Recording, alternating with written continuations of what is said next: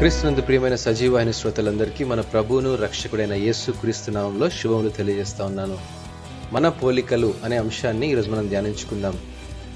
మనుషులను పోలిన మనుషులు 7 ఉంటారు అనే మాట వింటూ ఉంటాం కదా.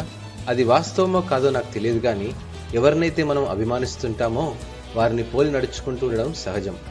ఒక ప్రఖ్యాతిగాంచిన గాయకుడిని అభిమానిస్తే అతనిలా పాడాలని, ఆటగాడిని అభిమానిస్తే ఆ వ్యక్తిలో నైపుణ్యతను ప్రదర్శించాలని, ప్రముఖ వ్యక్తులను అభిమానించి వారి వలె నడుచుకోవాలని మనలో ఇటువంటి స్వభావం కలిగి ఉండడం వాస్తవమే కదా.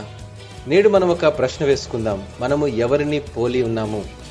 అలా ప్రశ్నించుకున్నప్పుడు అపోస్తలుడైన పౌలు కొరింథీయులకు రాసిన 2వ పత్రిక 3వ అధ్యాయం 18వ వచనంలో రాసిన విధంగా, మనమందరమును ముసుకులేని ముఖముతో ప్రభు యొక్క మహిమను అద్దం వలె ప్రతిఫలింపజేయుచు మహిమ నుండి అధిక మహిమను పొందుచు ప్రభువగు ఆత్మచేత ఆ పోలికగానే మార్చబడుచున్నామని అంటున్నాడు. మన జీవితాలలో ప్రభువైన యేసును మహిమపరచాలని కోరుకున్నప్పుడు ఆయన సారూప్యం కలిగి ఉండడం మన లక్ష్యాలలో ఒకటిగా ఉండాలి. క్రీస్తును పోలి నడుచుకోవడం అంటే మనము ఏ విధంగా జీవిస్తున్నామో ఆ జీవితంలో క్రీస్తుకున్న లక్షణాలు కనబరచడానికి ప్రయత్నించాలి. ఈ అనుభవం వ్యక్తిగతంగా మనం సాధించలేము, గాని కేవలం పరిశుద్ధాత్మ వల్లనే సాధ్యం.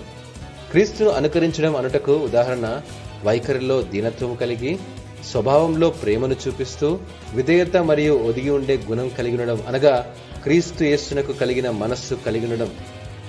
మన ప్రభువైన యేసుపై దృష్టిని కేంద్రీకరించినప్పుడు ఆయన పోలికలో మార్చబడి మన క్రియలను, అలవాట్లను, పోలికలను గమనిస్తున్న ఇతరులు మన ద్వారా క్రీస్తును కనుగొంటారు అనుటలో గొప్ప అనుభవం దాగి ఉంది.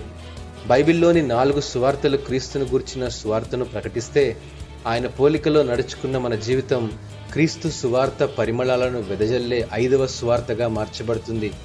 అట్టి అనుభవం ప్రభు మనందరికీ దయచేయునుగాక. ఆమేన్.